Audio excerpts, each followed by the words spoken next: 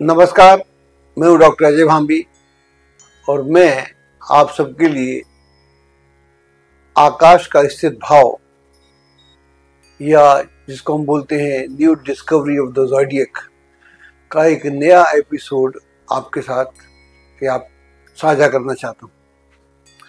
इस एपिसोड में हम कहने जा रहे हैं कि हमारे को एक पर्टिकुलर एनवायरनमेंट क्यों मिलता है, एक पर्टिकुलर वातावरण में हम क्यों जन्म लेते हैं। तो ऐसी वैदिक दर्शन की जो मान्यता है उसके अनुसार कई तरह के कर्म होते हैं जो हमने पिछले अनंत जन्मों में किए होते हैं। तो उसमें एक होता है प्रारब्ध और दूसरा संचित कर्म। ये सब पास्ट के हैं, इनको मैं बताता हूँ। और क्रियामान वो हैं जो हम वर्तमान में कर रहे हैं। इनकी थोड़ा परिभाषा समझ लें और फिर मैं क्या समझता हूँ और इसे हम ज्योतिष में कैसे उपयोग कर सकते हैं, इसकी कभी हम बात नहीं करते।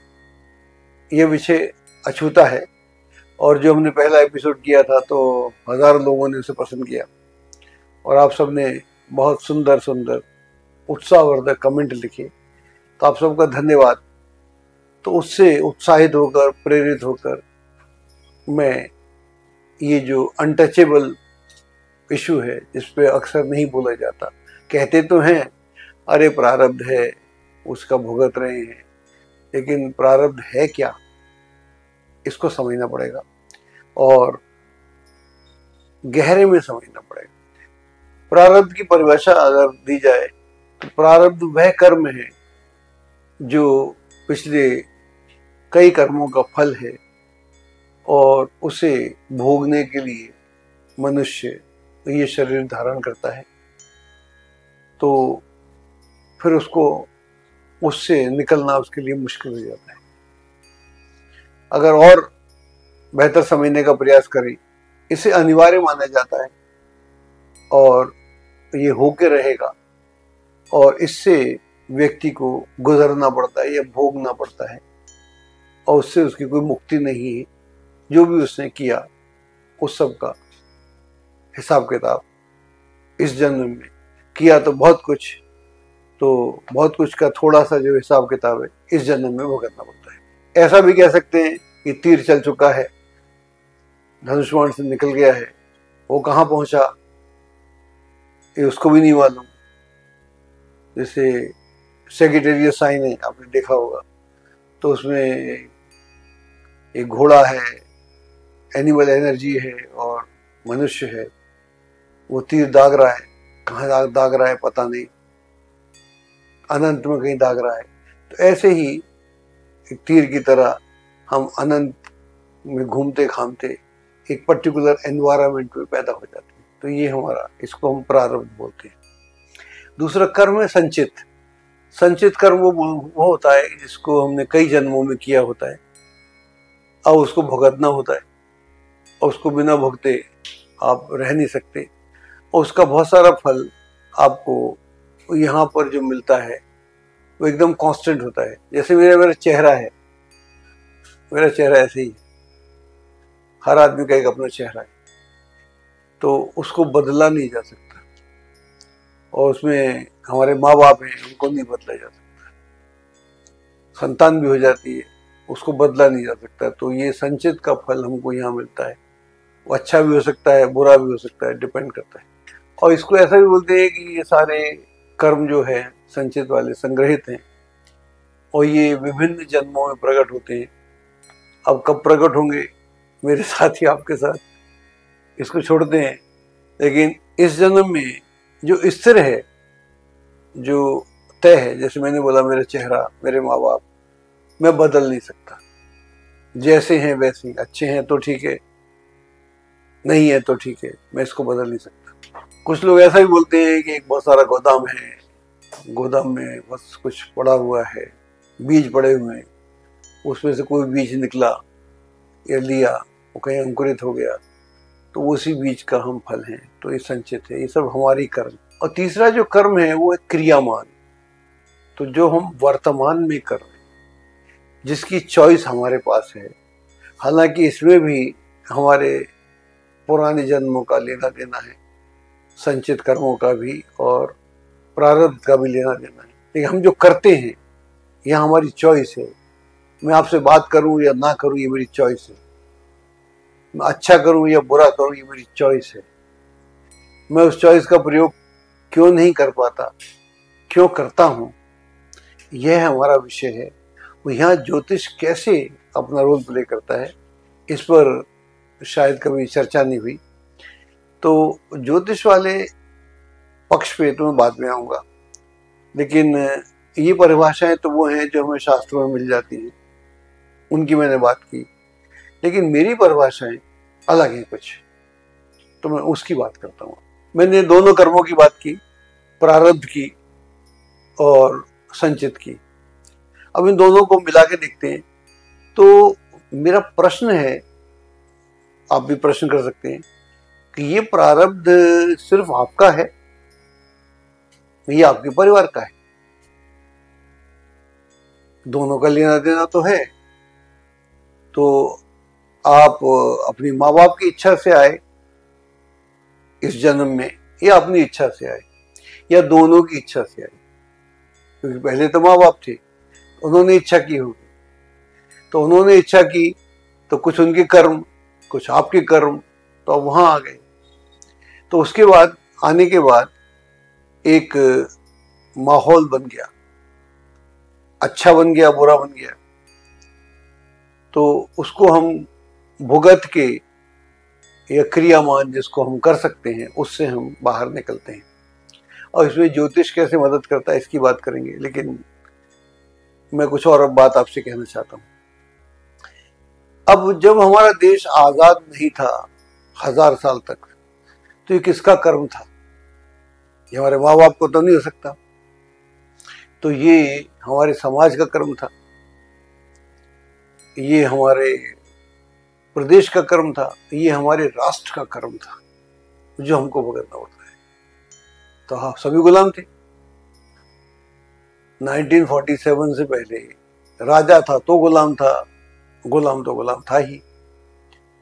अब आप ब्राह्मण थे तो भी गुलाम थे, राजपूत थे तो भी गुलाम थे, और किसी और जाति के हैं तो और ज्यादा गुलाम हो गए, लेकिन गुलामियत थी।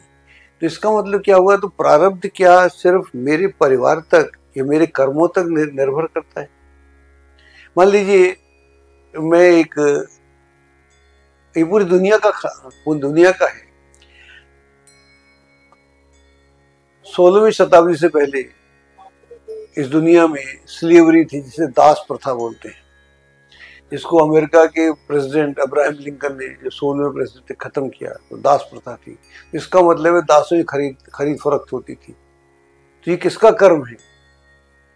ये समाज का कर्म हुआ ना, परिवार को तो नहीं हो सकता। तो इसका मतलब ये हुआ कि हमको पूरे समाज का ऋण भुगतना पड़ता है। मैंने किया वो तो ठीक है, अगर मान लो मैं एक किसी अलग जाति में पैदा हो गया जो अनटचेबल है, जो अछूत है, तो अब मेरी चॉइस तो बड़ी कम हो गई ना, मेरे करने की चॉइस बड़ी कम हो गई। मेरी कुंडली कितनी भी अच्छी हो, मेरे साथ व्यवहार बराबरी का नहीं हो सकता और लोगों का। ऐसे ही अमेरिका में और भी देशों में एक गोरे काले का चक्कर था। आजकल आप किसी अमेरिकन को जो ब्लैक हो उसे ब्लैक नहीं कह सकते, वो अपने को अफ्रीकन अमेरिकन बोलते हैं। तो उसको अगर आप बोलो मैं एक बार अमेरिका में था तो मैंने उसको ब्लैक बोल दिया तो वो बुरा मान गया, बोले I am not black, I am black American, African black American. तो this is how he express himself. तो मैं सोच रहा था, इधर हमारे यहाँ भारत में 12वीं शताब्दी में दास डायनेस्टी थी। तो ये जो दास थे वो शुरुआत होती थी कुतुबुद्दीन ऐबक से। कुतुब मीनार हम दिल्ली में देखते हैं। तो इन लोगों ने राज भी किया, ऐसा भी एक युग है। तो सवाल मेरे दिमाग में यह है कि ये जो प्रारब्ध है या संचित कर्म है, ये मेरा है, मेरे माँ बाप का है, मेरे समाज का है, मेरे प्रदेश का है, मेरी भाषा का है, मेरे कल्चर का है, या मेरे राष्ट्र का है, या ये मेरा है। आजकल ऐसी स्थितियां नहीं है, अब उस तरह का नहीं है। हम आज़ाद देश के नागरिक हैं, और जब ये शास्त्र लिखा गया था तब भी देश आज़ाद था।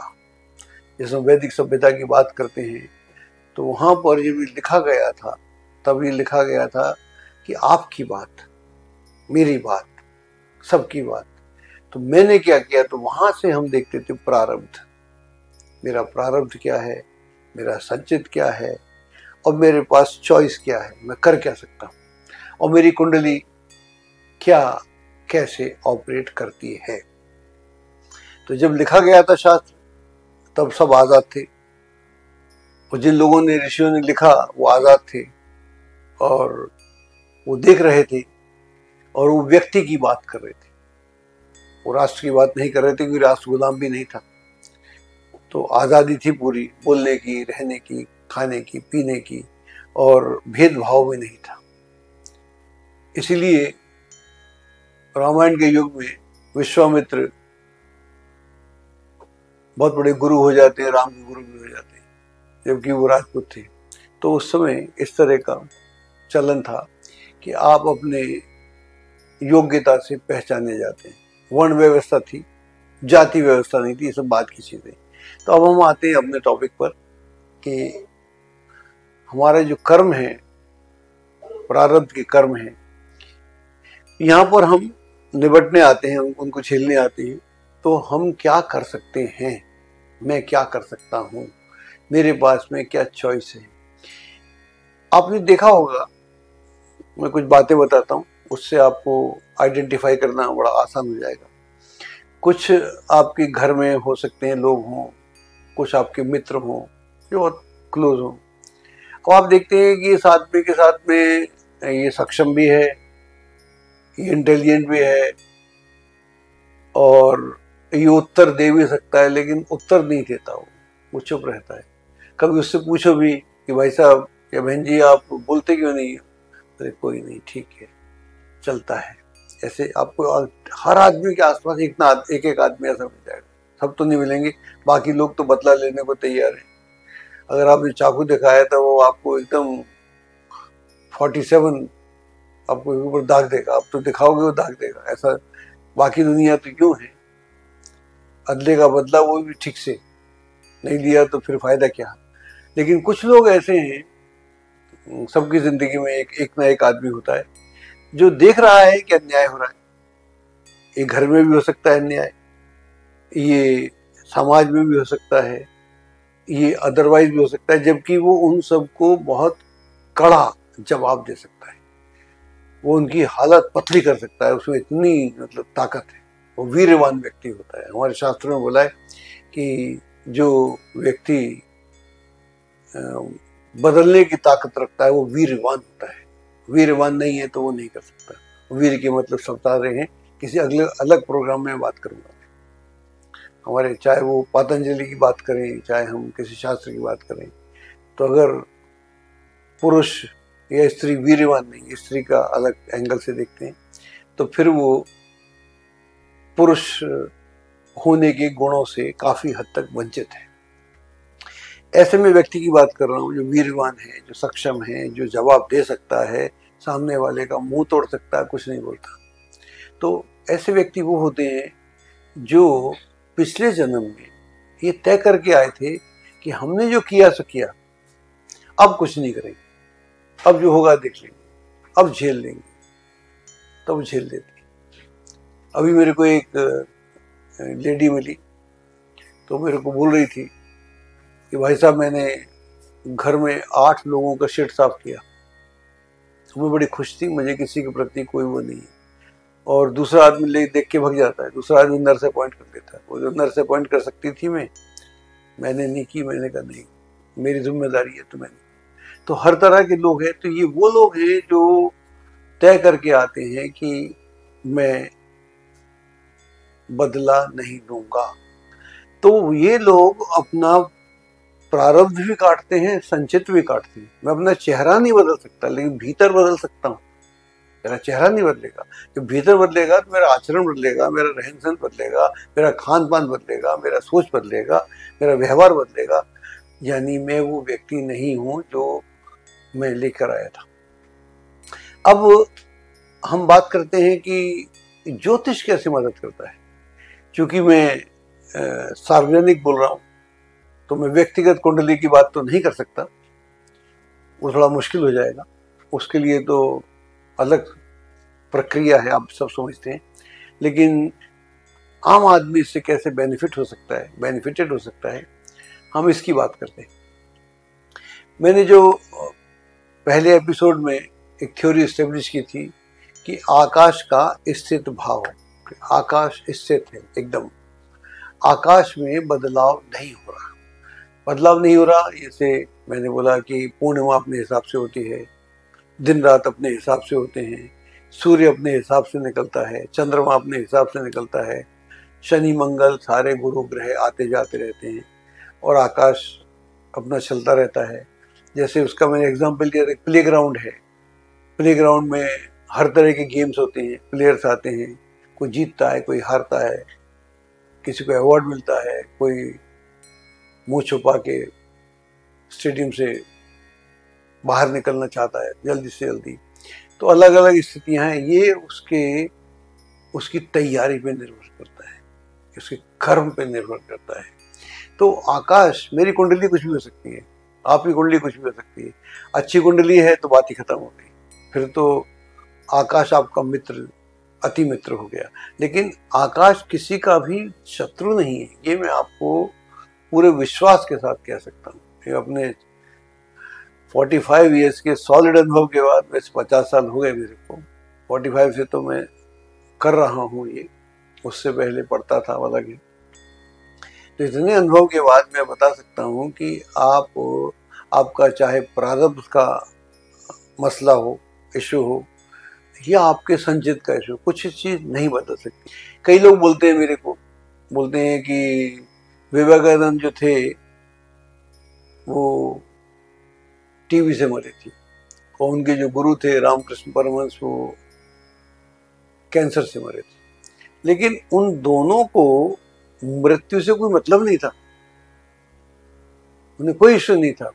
तो एक बात और समझना पड़ेगी, जो लोग ऑलरेडी योग के मार्ग पर हैं, योगी हैं, उनकी बात कर रहा हूँ, योगा करने वाले नहीं, मैं योगी, पक्के योगी की बात कर रहा हूँ। उसको ज्योतिष काम नहीं करता, उसको ज्योतिष का असर नहीं होता, उसको फिर ज्योतिष का कोई ग्रह तंग नहीं करता, क्योंकि वो सबसे बाहर हो गया। और उसके पास में क्रियाएं भी हैं, मेथड्स हैं कि उसको कैसे डिसॉल्व किया जाए, खत्म किया जाए। वो तो सदियों के खत्म कर देता है, मतलब सब सदियों के भी, सारे जन्मों के प्रारब्ध भी, संचित भी, सब कुछ इसी जन्म में। वरना बुद्धा एनलाइटन नहीं होते, ना महावीर होते, ना नानक होते। अगर ऐसा नहीं होता तो, ऐसे तो बहुत कबीर नहीं होते, ऐसे तो फिर तो कुछ भी नहीं होता। ऐसे बहुत सारे लोग हैं, रूमी नहीं होते, बहुत सारे लोग हैं जो हुए, हर धर्म में हुए, ऐसा नहीं, एक ही धर्म का कोई मतलब नहीं है। मीरा नहीं होती, मतलब ऐसा नहीं होता। एक ही जन्म में जो मुक्त हो जाए, मीरा को तो कहते हैं कि श्री कृष्ण लेके चले गए मंदिर से, पता ही नहीं चला। तो साक्षात आदमी जा सकता है।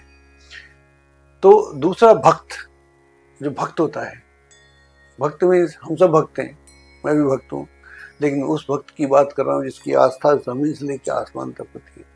उसका कुछ भी हो जाए वो कहता है प्रभु की लीला है, प्रभु की मर्जी। वो भक्त, उसे भी ग्रह असर नहीं करते, लेकिन मुझे तो करते हैं, आपको भी करते हैं। जो उस कैटेगरी की है उनके लिए मेरी बात भी नहीं है, उन लोगों के लिए बात नहीं करता हूँ, क्योंकि मैं ज्योतिष के मर्म को समझता हूँ कि वहाँ कैंसर का मतलब नहीं है कोई। रामकृष्ण परमहंस को कैंसर का कोई मतलब नहीं, उतना ही इनको है, उनका काम खत्म हो गया, हम उन्हीं की बात कर रहे हैं। जाना भी तो है ना, तो जाने की तैयारी भी तो होना चाहिए। उनकी तैयारी थी, तो हम तो बिना तैयारी के जाते, इसलिए रोते हैं, हम भी रोते हैं, घर वाले भी रोते हैं, उनके मरने के बाद भी हम याद रखते हैं। उसी तरीके से वो एनर्जी आज भी वहीं की वहीं है, ना ना तो विवेकानंद की एनर्जी खत्म हुई, ना परमहंस की खत्म हुई। आप जाके देखिए उनके मठ में, आपको मालूम पड़ेगा कि वो पूरे अलाइव हैं, पूरे जिंदा हैं, बल्कि शायद वो एनर्जी ज़्यादा है, जब होते उससे ज़्यादा है। तो उन लोगों के लिए ज्योतिष नहीं है, ये हमको ठीक से समझना पड़ेगा। अब प्रश्न ये उठता है कि मेरा चाहे प्रारब्ध हो, चाहे मेरा संचित हो, दो तो मैं कुछ नहीं कर सकता। मैं अपने माँ बाप को नहीं बदल सकता और मैं अपने माहौल को नहीं बदल सकता। मैं भारत में पैदा हुआ तो अमेरिका में नहीं हो सकता। तो जो है सो है। अब मैं यहाँ क्या कर सकता हूँ, ये जो मेरी चॉइस है, जो क्रियामान जिसको हम बोलते हैं, मैं क्या कर सकता हूँ और मेरे को कौन मदद कर रहा है। मेरे को जो मदद कर रहा है वो मेरे को प्रतिदिन सूर्य मदद कर रहा है। सूर्य से पूरी दुनिया, पूरा विश्व एनर्जी लेता है, प्रकाश लेता है, मैग्नेटिक करंट लेता है, ग्रेविटेशनल पुल लेता है और पूरा जीवन का सार देता है। तो जीवन की सारी गतिविधियां चलती हैं, ना केवल ये दुनिया चलती है, बल्कि मेरे शरीर का एक एक टिश्यू और मेरे शरीर का एक एक जीन्स है या उन सबको प्रभावित करने वाला जो है वो सूर्य है। और हम इसको आत्मा बोलते हैं और उसमें हम ब्रह्मा विष्णु महेश तीनों को देखते हैं। वो हर दिन सूर्य नया होता है, हर दिन। अगर आप, और हमने सूर्य को बहुत पहले से पहचाना, ऋषियों ने पहचाना और सूर्य की हमने पूजा करना शुरू की, त्राटक करना शुरू किया, सूर्य नमस्कार करना शुरू किया, सुबह उठना शुरू किया। सूर्य के जब सूर्य उगते सूर्य को देखना और अस्त होते सूर्य को देखना, अगर आप 20 मिनट ये कार्य कर सकें तो ऐसा कोई आपका ग्रह कितना भी खराब हो, मैं गारंटी करता हूँ साल भर कर लेंगे तो उसका रिजल्ट बदल जाएगा। और दूसरा आपका चंद्रमा है, ये दोनों कांस्टेंट हैं। ये तो दशा हो सकता है, राहु की दशा हो, शनि नीच का हो मेष राशि में, हो सकता है वृश्चिक लग्न में शनि हो, राहु हो, ऐसा भी हो सकता है, बहुत कुछ हो सकता है। सिंह में सूर्य हो, मंगल हो, कुछ भी हो। इस सब के बाद लेकिन चंद्रमा नित्यदिन नया है और नित्यदिन एंगल बना रहा है। हो सकता है आपकी दशा से वो मैच ना करता हो, दूसरे व्यक्ति की दशा बहुत सुंदर हो, बहुत बढ़िया हो, उससे मैच करता हो, उसके लिए कार्य बहुत आसान हो सकते हैं। लेकिन कार्य तो आपके लिए भी आसान हो सकते हैं। वो कैसे हो सकते हैं? उसके लिए जैसे सूर्य और चंद्रमा है, इसमें हम क्या देख रहे हैं, इनमें एक सिस्टम है, एक कंटिन्यूटी है, एक डिसिप्लिन है, एक ऑर्गेनाइजेशन है, एक उसके एंगल्स हैं, एक उसका पूरा उसको मालूम है कि इस पृथ्वी को मुझे चलाना है, इस दुनिया को मुझे चलाना है, तो उसको चलाना है और उसको हमको भी चलाना है, आपको भी चलाना है। तो अगर आप उससे कनेक्ट होते हैं, चंद्रमा से आपके मन का संबंध है। अगर आप अपने मन को साध सकते हैं, मन को साधेंगे तो ऑब्वियसली इंद्रियों को साध लेंगे, तो आपकी जो 5 इंद्रियां हैं वो आपके नियंत्रण में जब आना शुरू हो जाएंगी तो बहुत सारी चीजें आपको दिखना शुरू। जब मन आपका नियंत्रण में होता है तो बुद्धि भी उसके खिलाफ नहीं जाती, तो बुद्ध भी आपका सेटल हो गया। तो आपका चंद्रमा सेटल हुआ, बुद्ध आपका सेटल हुआ, सूर्य आपके साथ है ही, आत्मकारक है। अगर ये 3 ग्रहों को, 2 को आप साधें तो बाकी धीरे धीरे आपका रास्ता बदलना शुरू कर देते हैं। और जो लोग आप देखते हैं हैंडीकैप भी बाहर निकल के आता है, और बहुत जिसको हम बोलते हैं डाउन ट्रोडन, या ये उसके साथ बहुत सारी चीज़ें, आप तो ब्राह्मण हैं, दूसरा ब्राह्मण नहीं है या कोई अलग जाति का है, तो उसके साथ तो जाति का भी संकट है, बाकी संकट तो हैं सो है ही, तो उसके साथ एक अलग तरह का व्यवहार समाज करता है। लेकिन अगर वो उसमें अपनी सक्षमता है, राष्ट्र जो बदलेगा तो बदलेगा, तरीके काफ़ी कुछ बदला गया है यहाँ पर और बदलेगा, वो तो अलग बात है। लेकिन हर आदमी पूरी एनर्जी लेकर आया हुआ है, पूरे उसके साथ आया हुआ, पूरे भरोसे के साथ आया हुआ है। यहाँ पर आकाश भरोसा देता है, यहाँ पर चंद्रमा भरोसा देता है, चंद्रमा भरोसा देगा तो मन साथ आ जाएगा, बुद्धि साथ आ जाएगी। जब ये चीज़ें साथ आ जाएंगी तो फिर ग्रह भी आपको सहयोग करना प्रदान कर सकते हैं। और इसके साथ हमारी मदद करने को शिव भी हैं, देवी भी है, हनुमान जी भी हैं, राम जी भी हैं, कृष्ण जी भी हैं, साईं बाबा भी हैं। इतने लोग हैं जो हमारे पूरे नक्शे को बदल सकती है। और ये गलत फहमी निकाल दीजिएगा कि छप्पर फटेगा। ऐसा नहीं फटता छप्पर, किसी का नहीं फटा। ये धंधेबाजी हो सकती है, ज्योतिष नहीं हो सकता। ना छप्पर फटेगा, ना कोई ऐसी अचानक दुर्घटना होगी। दुर्घटना तो होती रहती है, सबके घर में होती है, वो अलग स्थिति है। हर रोज नहीं होती, ना छप्पर फटता है। और मेरी समस्या आप क्यों हल करेंगे भाई साहब? मैं आपसे जानना चाहता हूँ, आपकी क्या रुचि हो सकती है मेरे अंदर? तो मेरी समस्या को हल कौन करेगा? मैं। अगर मैं अपनी स्थिति को बदलना चाहता हूँ तो मैं समझता हूँ ये जो हमारा जिसकी बात करते हैं आकाश का स्थित भाव, ये कभी भी आपके खिलाफ नहीं है। जंगल में पेड़ उग जाता है, टेढ़ा भी उग जाता है, सीधा भी उग जाता है। जंगल भी ऑर्गेनाइज होता है। अगर आप जंगल में कभी जाके देखें तो पेड़ ऐसा लगता है किसी ने लगाए हुए हैं, बोए हुए हैं। तो नेचर आपके साथ है, प्रकृति आपके साथ है, सीजन्स आपके साथ है। गर्मी भी आपकी मदद करती है अलग तरीके से, जाड़ा भी करता है, बरसात भी करती है, ऋतुएं भी करती हैं, बसंत तो करती है। तो ज्योतिष के इस एंगल को समझना पड़ेगा, क्योंकि ये आकाश का जो स्थित भाव है ये हमेशा आपके साथ है। और आकाश किसी के साथ अन्याय नहीं करता। और अन्याय जो हमने किया वो हमने तो किया ना, अब उसे उसका रेक्टिफिकेशन कौन करेगा? रेक्टिफिकेशन आप करेंगे। आप नहीं करेंगे तो बात नहीं बनेगी। मैं ज्योतिष के एक अलग स्वरूप की बात कर रहा हूँ। राशिफल तो सब पढ़ रहे हैं। जब मैं राशिफल पढ़ूंगा मैं आपको बताऊंगा कि आज क्यों ऐसा हो रहा है और क्यों बदला जा सकता है। इसको हम धीरे धीरे बात करेंगे, लेकिन पहले मैं इस कॉन्सेप्ट की बात कर रहा था। पिछले प्रोग्राम को आपने बहुत पसंद किया और अच्छा लगा। ऐसी अब मेरा उत्साह बढ़ाते रहिए। तो बाबा जी की कृपा से, अब महाअवतार बाबा जी की कृपा से मैं कुछ और लेके आऊंगा। बहुत बहुत धन्यवाद। एस्ट्रोलॉजी की सटीक जानकारी के लिए विश्वविख्यात एस्ट्रोलॉजर अजय भांबी के YouTube चैनल ABC चैनल को सब्सक्राइब, लाइक और शेयर करें। लेटेस्ट अपडेट के लिए बेल के बटन पर जरूर क्लिक करें।